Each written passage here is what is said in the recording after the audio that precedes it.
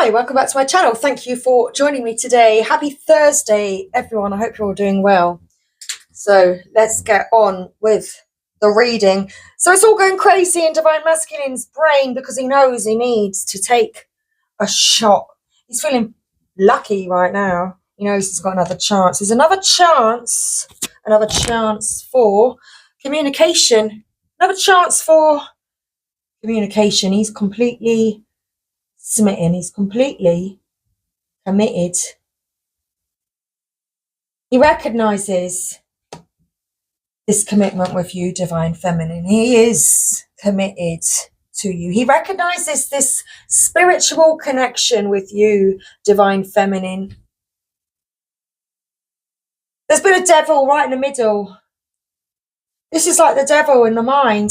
Divine Masculine is recognizing how the devil in the mind has been, blocking your connection, blocking communication. The devil has been getting in the way within your communications with one another. And this is what's been causing that turmoil and those tower moments. Recognizing all the fear that was getting in the way and how the doubt and everything is getting in the way of your communication. Perhaps that's the way that he was communicating, and you could sense it, you could feel it. It's like the wheel's turning right now, and there is a new way to communicate. The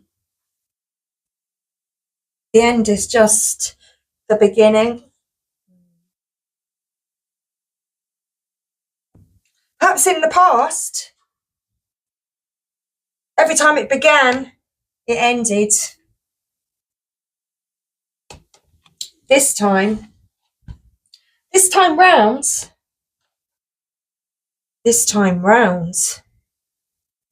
Divine Masculine recognizes it's more about fate and destiny. And how he's recognizing his fate and destiny. And how the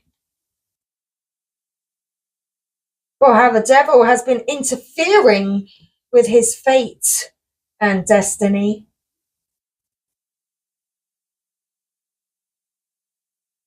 And how this end is actually just the beginning.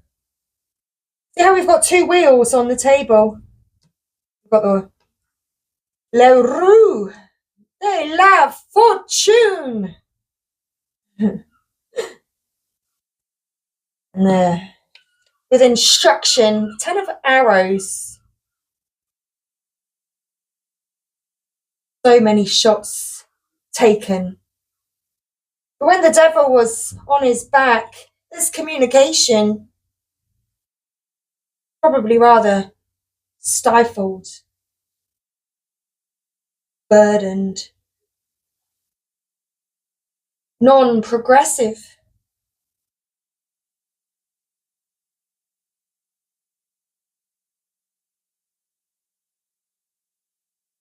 Divine Masculine's obsession with you, Divine Feminine, has been interfering with the way that he communicates with you. Because he has a fantasy in his mind about you. And so he still feels slightly as though you are just an illusion.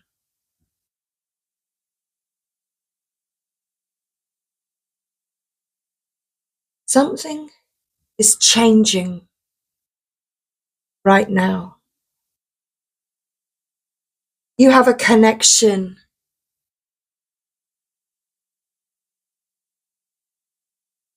And a commitment to each other that can't be broken. Let's read about the Wheel of Fortune. So it says the Wheel of Fortune is a symbol of stability and change. The true self of a man, which is hidden from his conscious mind, very often remains at the still hub of the wheel, like the blind goddess. The hub remains stable, though the external or conscious situations change, as reflected by the moving outer rim. Fate is the moving circumference of the wheel, while the true self is the center. The hub enables the rim to turn and is thus responsible for all that comes its way, that is coming its way.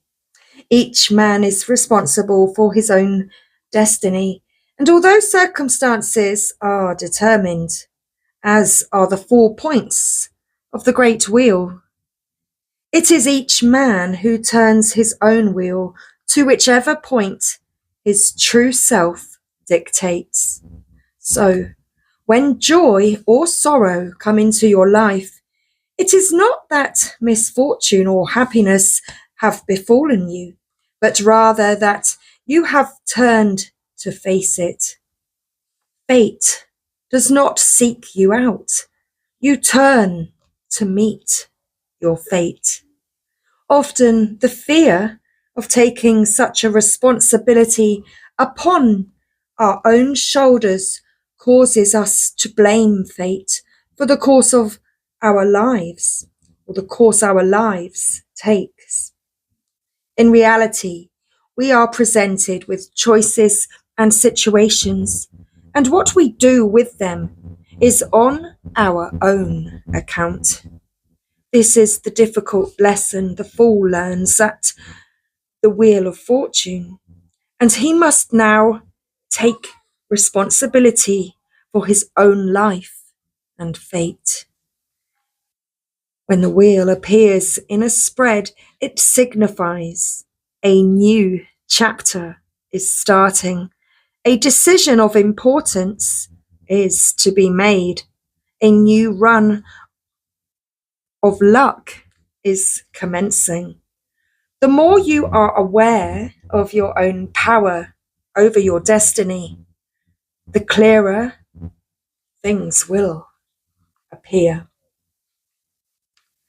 Well, things are appearing more clearly to Divine Masculine at this time.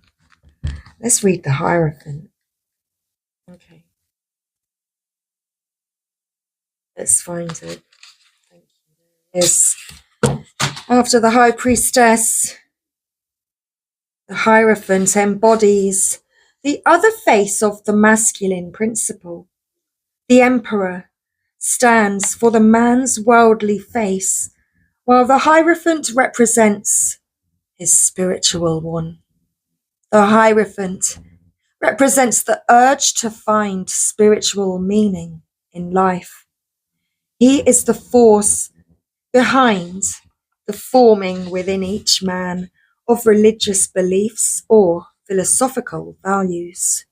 He stands not only for accepted and traditional theology, but also for the need within each man to test out such teachings or beliefs for himself. The Hierophant is the energy behind the desire to find a personal spiritual truth. Is that what Divine Masculine is seeing more clearly? Well, as I said, Divine Masculine is recognizing your spiritual connection at this time. He is thus the Four's spiritual guide and mentor, but unlike his partner, the High Priestess, whose secrets are not readily revealed, the Hierophant is clearer and more direct in his teachings. Okay. So Divine Masculine is clearer. Things are clearer to Divine Masculine about your spiritual connection at this time. So, the meanings of this card are those of assistance from a wise or helpful person, as well as guidance on spiritual matters and the need to find spiritual meaning in life. Okay, we're grabbing another book now. We're going to read about this 10 of arrows, this instruction, as well as reading the ancestor. So let's do it. Let's read from the guidebook. So the 10 of arrows. A man teaches his son how to hold and shoot a small bow and arrows. In the background is an abstract design of a wheel in which the spokes are 9 arrows. The 10th is knocked to the child's bow. Okay, the meaning. A parent passes on skills, wisdom, and ancestral ways with love and tolerance. Instruction and communication are required between the generations to help use old skills in new ways. And of course, there's the 8 of rods, and this is about fast movement forward, as well as communication, incoming communication that could come quickly. So as our young people absorb and apply even more complex technologies with bewildering speed and uncanny ease, the gap between the generations appears to get wider every year. When we interact with the young today, we must make a conscious effort to pass on traditional wisdom and skills and make the relationship with those disciplines as vital as ever. With the coming of the Industrial Revolution, the traditional relationship between father and son broke down. Shared bonding experiences like hunting, fishing, and the tending of herds and fields were slowly eroded.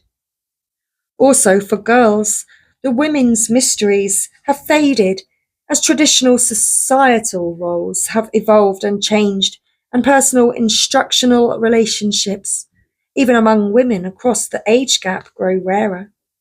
All generations lose out if the divide becomes too wide and skills, wisdom, and arts are lost. Just as no child will ever forget the first fish he catches or the first touchdown she scores, coached and encouraged by grandpa, the pride in achievement and responsibility present in good parenting is anchored in the gift of instruction. We lose these gifts of shared experience and patience taught through the interaction of instruction at society's peril. And I feel as though that is a recognition of divine masculine, that he's been controlled a little bit with following others' instructions with how to communicate. But I feel as though that is changing. That's what's changing. Let's read the ancestor. So, who is the ancestor? The antlered figure of the ancestor. So, this is the ancestor. Okay. So, the antlered figure of the ancestor is clad in reindeer's skins and evergreen leaves, and stands at the gateway of the wildwood, framed by silver birch trees coloured the bone white of winter. These trees grew during the Ice Age and are one of the first to regenerate in the spring. The reindeer once roamed vast tracts of forest, the true ancestors of our post-Ice Age oak woodlands, and it is known that they used the same trackways through the landscape.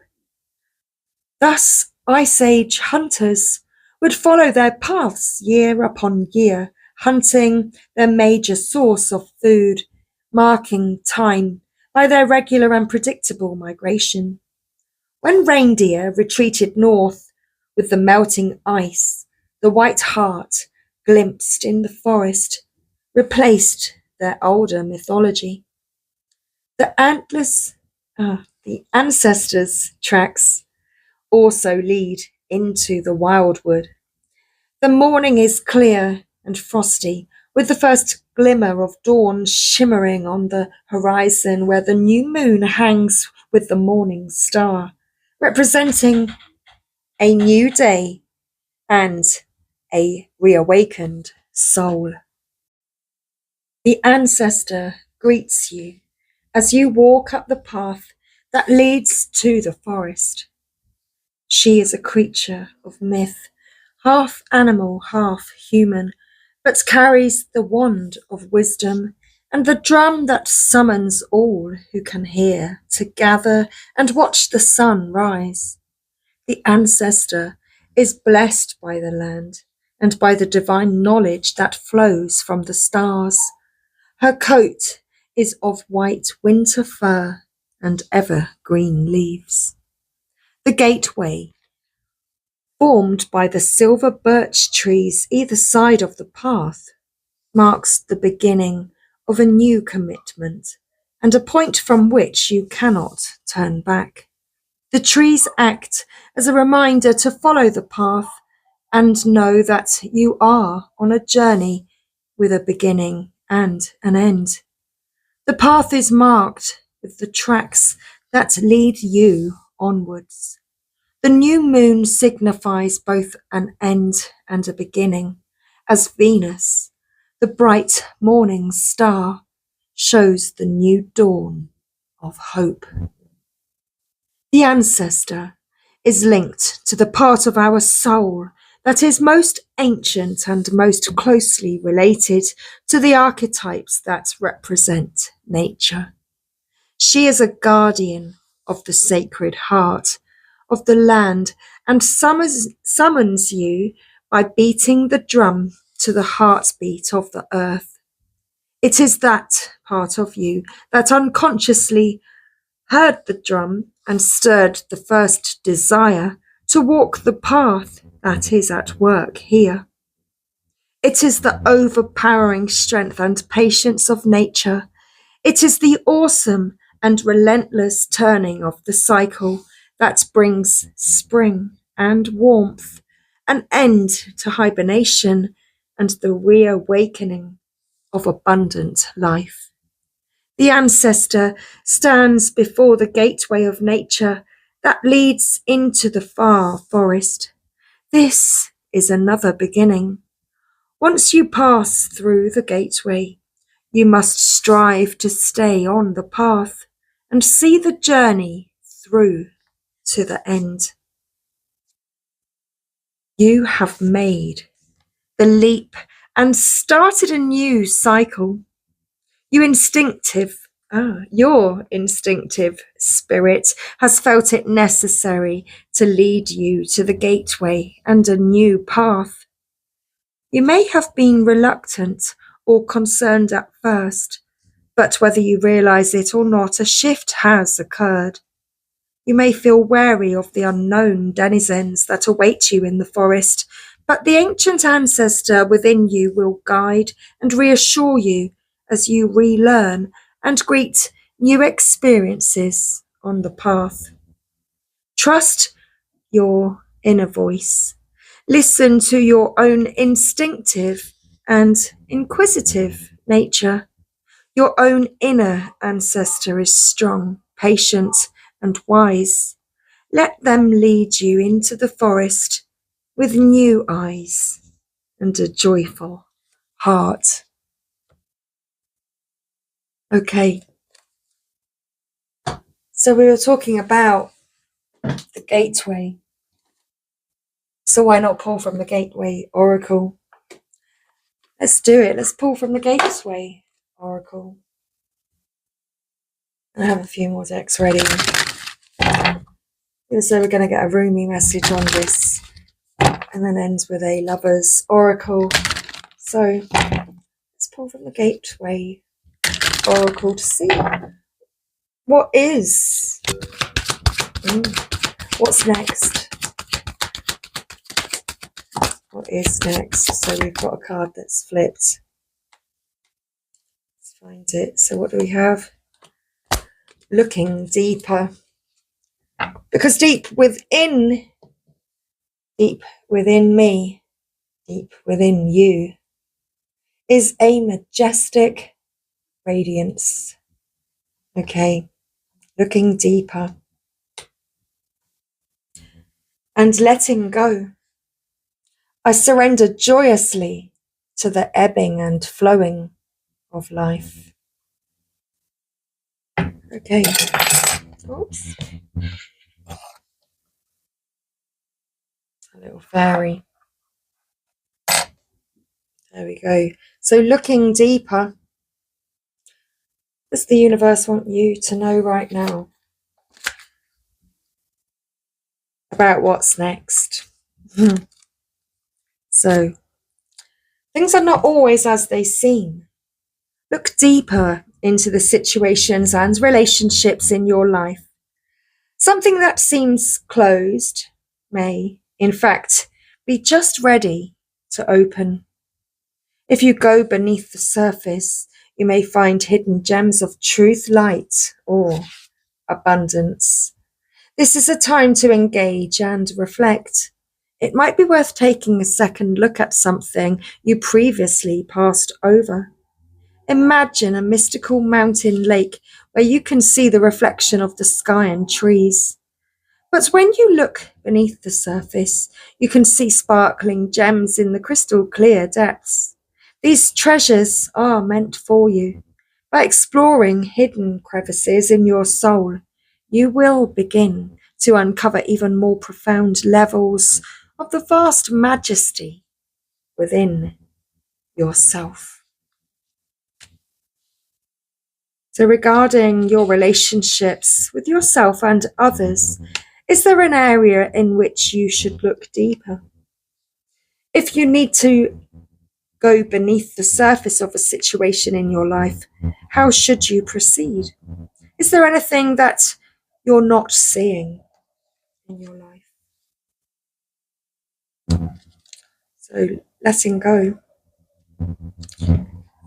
Because it's time to surrender. Relinquish control and allow spirit to take over. You don't need to do everything by yourself. All is well. It's time to just let it all go and enjoy the ride. I don't know what I was going to say. Doing so gives others permission to let go in their lives too. There are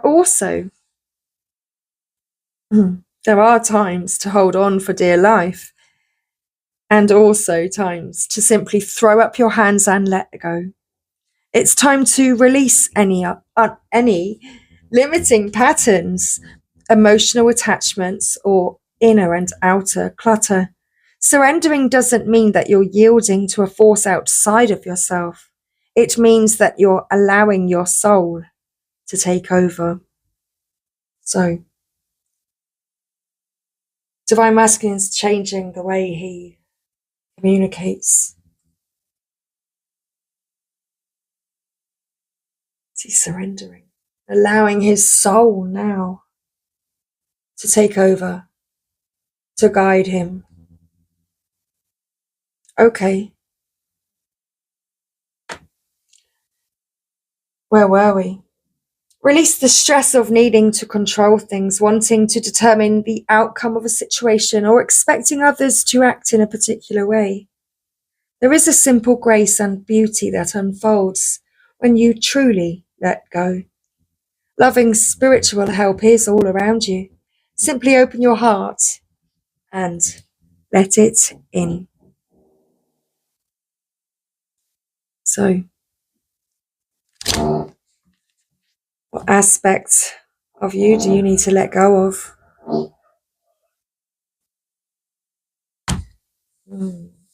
Okay. In order to free yourself for more. Let's pull from Rumi now with regards to this energy on the table that we have today. So thank you, Rumi. So regarding the connection, Divine Masculine's energy. Thank you, Rumi. That is the message today. Ooh, so we have Sacred Phoenix Heart. And that is it. That's it. That's the cards. So we have Sacred Phoenix Heart. On the bottom of the deck, the impossible made possible. Divine Masculine is reawakened. His soul is reawakened. Wow. He's allowing his soul to take over now. Okay, Divine Masculine, thank you. So here is our Rumi message for the collective. Sacred Phoenix Heart, the impossible made possible. So card 21, let's read Rumi's poetry. And card 9.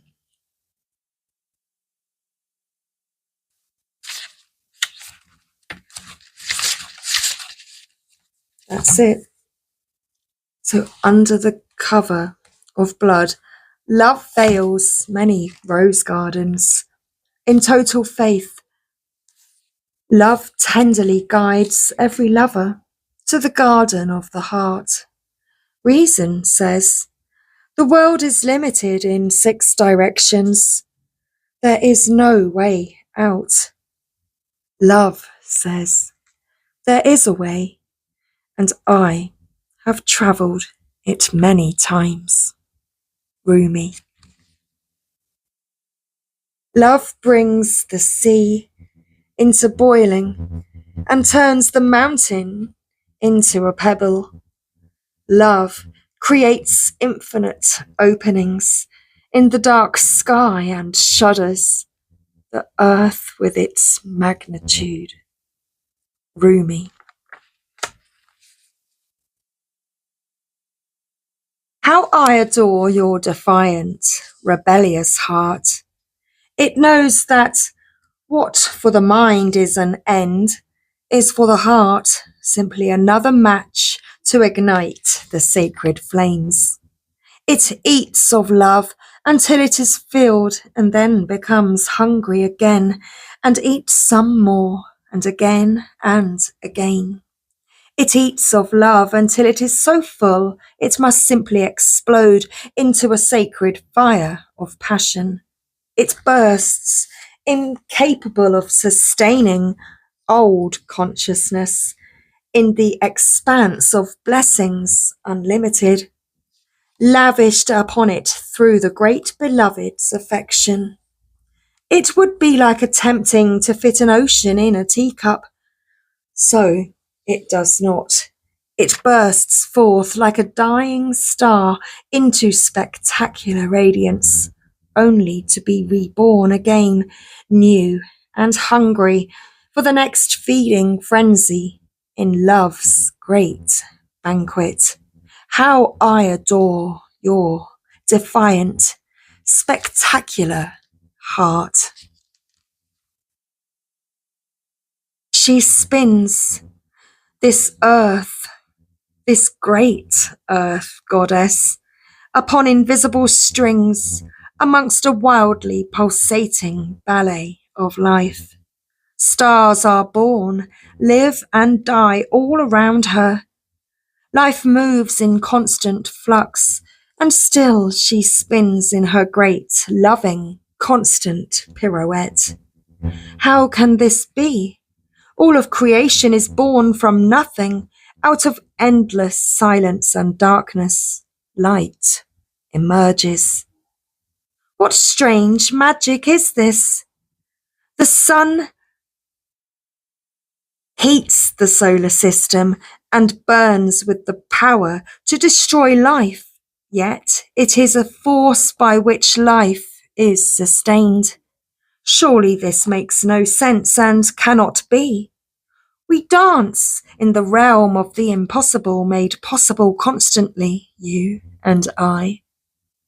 We are so engrossed in it, so familiar with it, and yet so blind to it, that these constant impossibilities, happening in every moment, fail to inspire us. Yet what are your biggest, boldest, most extraordinarily impossible dreams compared to this impossibility of life itself?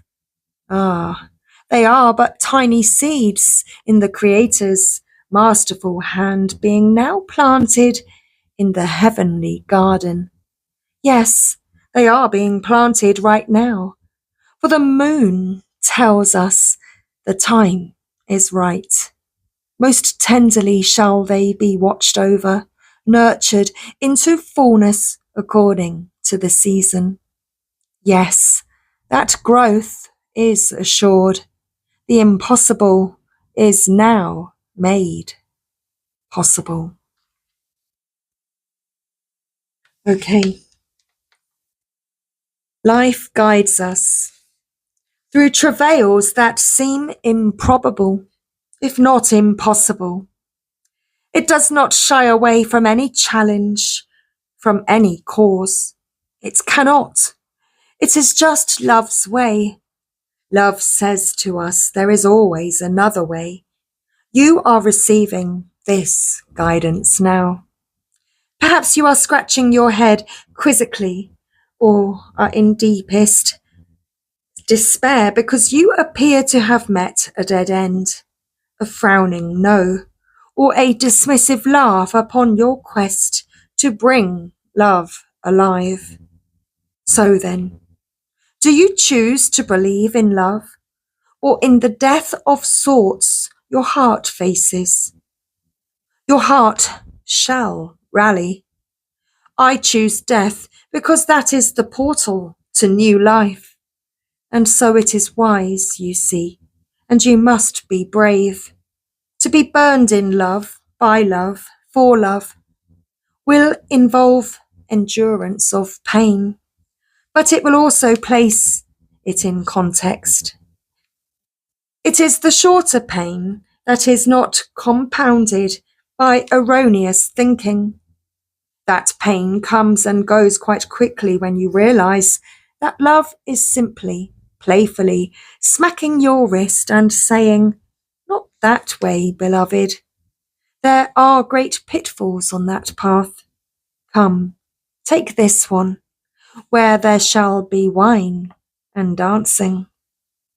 So, you are guided to accept the closed doors, the death, the pain, and to let it become tinder for your fire.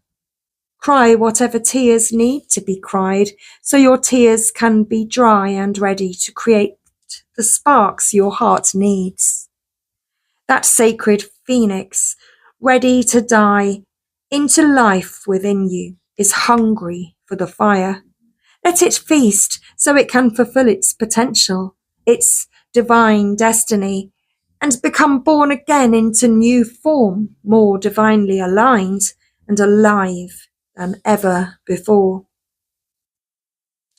You may feel as though you have been wandering in a desert for many years, with no oasis in sight.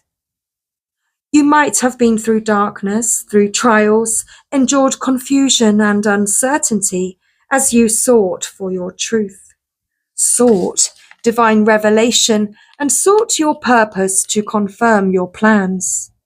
Seek no more.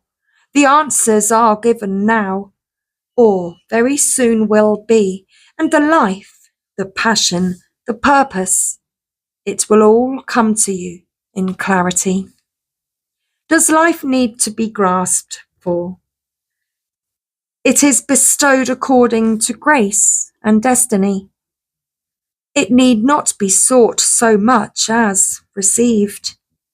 The spiritual destiny that calls your soul, even whilst you may feel your bodily ears are deaf to the call, makes your heart leap.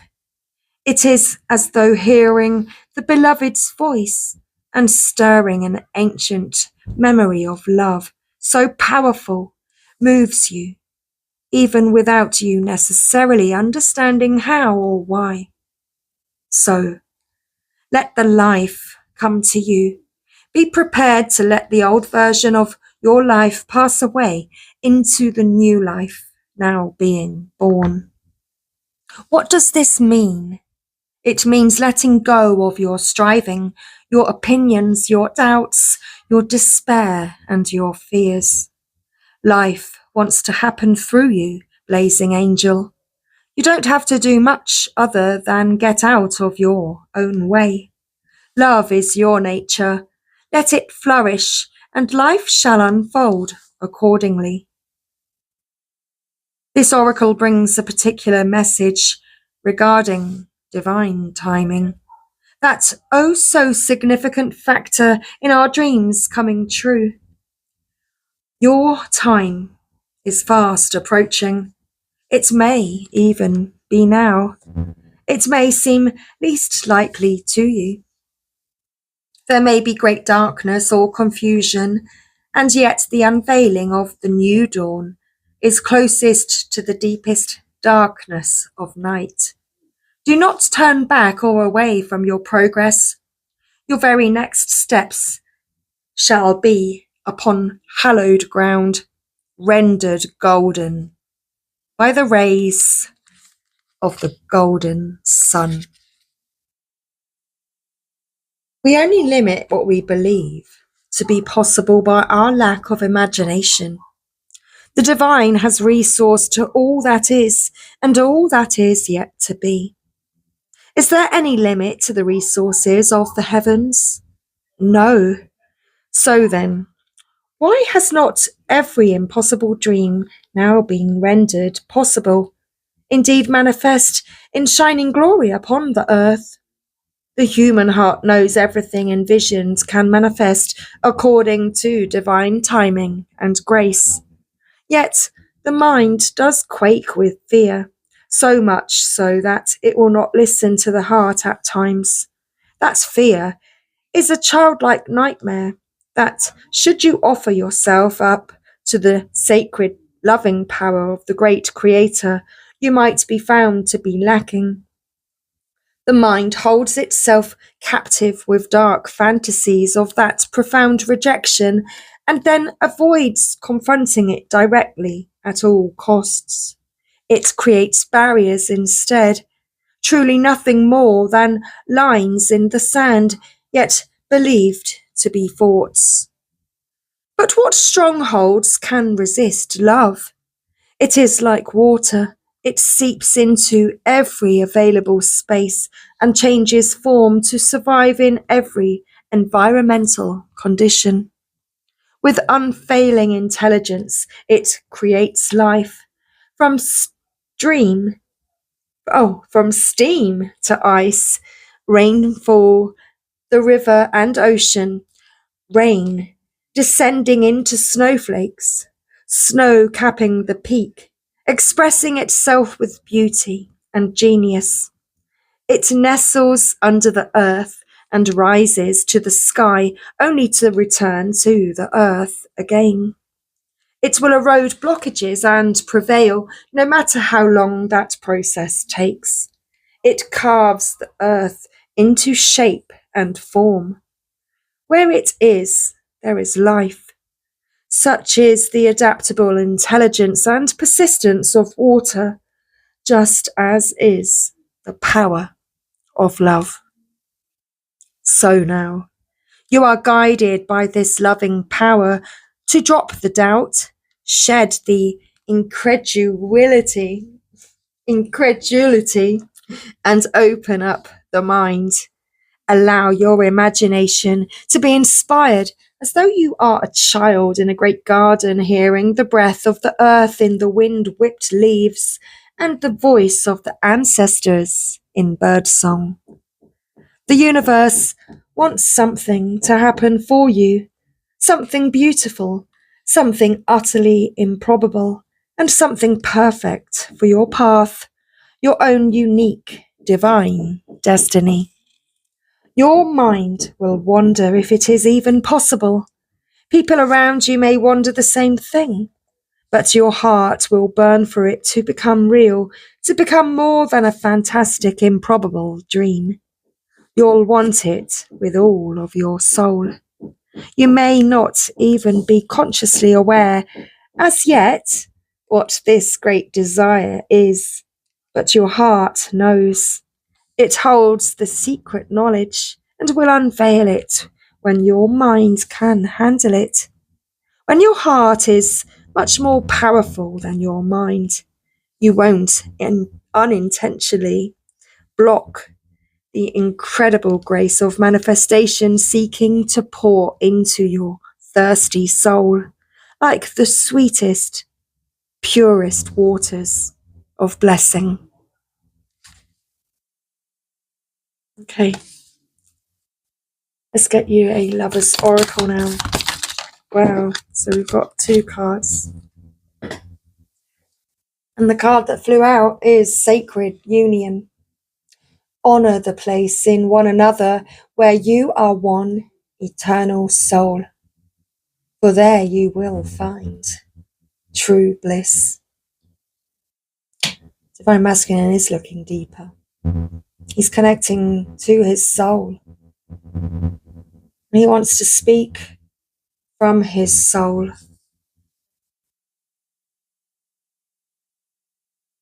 Let there be closeness between you, but always give each other space. Love never claims, it simply allows and gives. The bottom of the deck, look inside yourself. There's that looking deeper. Examine what is causing you to feel this way. Okay. Oh, wow. And underneath that, oh, I read it wrong. It's sexual union. Sexual union. Honor the place in one another where you are one eternal soul, for there you will find true bliss. And underneath, look inside yourself, we have sacred union. Honor and treasure your relationship, for it is truly sacred. You see, this is Divine Masculine's acknowledgements today. He is looking deeper. He is looking inside of himself.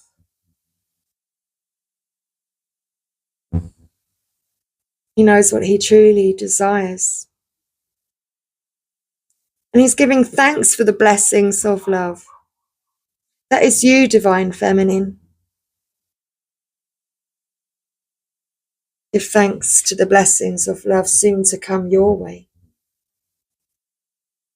Perhaps Divine Masculine is coming your way, Divine Feminine. Perhaps love is coming your way.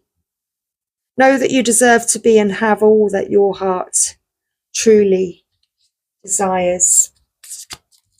Okay, shall we split the deck? Let's do it.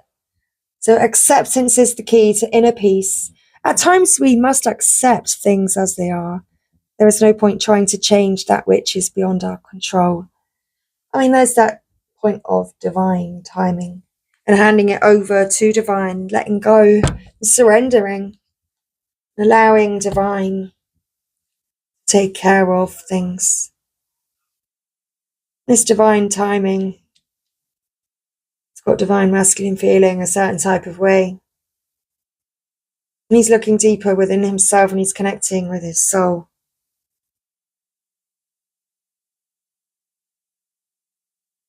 He knows that he's got these deep feelings for you, Divine Feminine, and this deep connection with you. His soul is reawakening.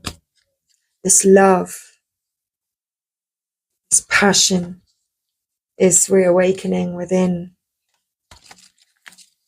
Divine Masculine at this time. So let's get a message from Divine Masculine now. What do you want to say, Divine Masculine? Okay. I can feel you thinking about me. Okay, what else would you like to say, Divine Masculine? I love you so much, I just couldn't say the words. Okay. What else would you like to say, Divine Masculine? Any more messages? Ooh, okay. I think about you every day. I do want to be with you. I feel you in my heart and soul. Divine Masculine is definitely feeling you in his heart and soul, Divine Feminine. Divine Masculine soul is reawakened. Divine Masculine soul. Whoa, where's the card? Definitely reawakened. Look at this underneath the Hierophant. And look at this underneath the Ace of Pentacles. We've got the Ace of Cups. His heart and soul is reawakened, Divine Feminine. You are his love. Okay. He knows it. He knows it now. And he wants to say sorry. He wants to say sorry because he misses you and you are amazing to him. You always feel amazing to your Divine Masculine and he thanks you for that. So I really do hope that you have enjoyed today's reading, everybody. So this is our, check-in for the collective today. All about how Divine Masculine's feeling towards you today, Divine Feminine. Wow. This love that he never thought is possible. He's knowing now, feeling now that it is. It absolutely is possible. He's feeling you in his heart and soul. Much love, everybody. I hope you have enjoyed today's reading. So again, happy Thursday. Thanks for being here. And thanks again for all of your likes and subscribes and follows to all those on TikTok. Much love. Bye for now.